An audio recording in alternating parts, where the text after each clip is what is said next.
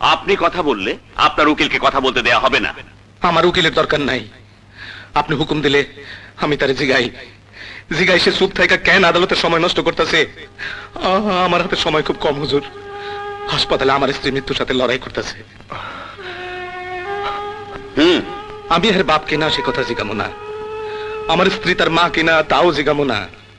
কার বুকের দুধ খেয়ে সে মানুষ হইল, কার পিঠে চড়ে সে পাঠশালায় গেল, আমি কিছুই জিগামো না। কেমনে জিগাই?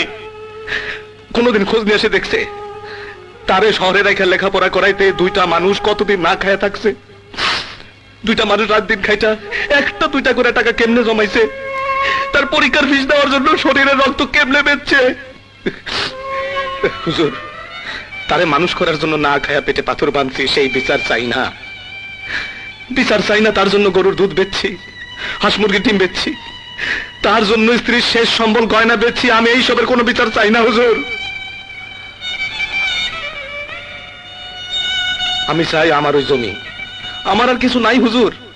যা বেচা আমি আমার স্ত্রীর বাঁচাইতে পারি, সে ওই জমি আমার ধোকা দিয়ে লেখা নিছে। আমি মূর্খ মানুষ, সরল বিশ্বাসী টিপস হইতেছিল।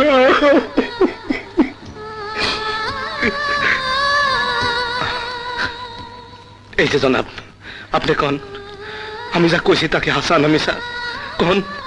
বাবা? কে বাবা? মিশা কথা, আমি আপনার বাবা না, আপনি আমার ছেলে না।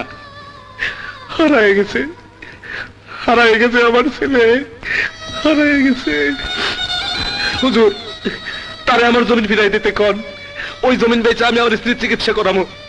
এই দুনিয়ায় আমার স্ত্রী ছাড়া আর কেউ নাই হুজুর, আর কেউ নাই। আমি দোষী, আমি অপরাধী হুজুর। হ্যাঁ, আমি মিথ্যা বলে বাদামের কাছ থেকে টিপস নিচ্ছি হুজুর। আমার শাস্তি দেন হুজুর, আমি দোষী, আমার শাস্তি দেন, আমার শাস্তি দেন। আগামীকাল সকাল 11টায় মামলার রায় ঘোষণা করা হবে, তাই আদালত আগামীকাল সকাল 11টা পর্যন্ত মুলতবি ঘোষণা করা হলো।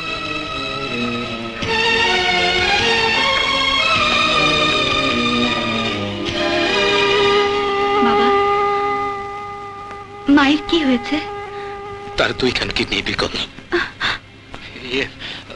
ডাক্তার সঙ্গে আমি কথা বলবো, তারপর তোর অপারেশনের জন্য যা লাগে আমি সব করবো। না না না, কারো সাহায্য আমার দরকার নেই। আসি।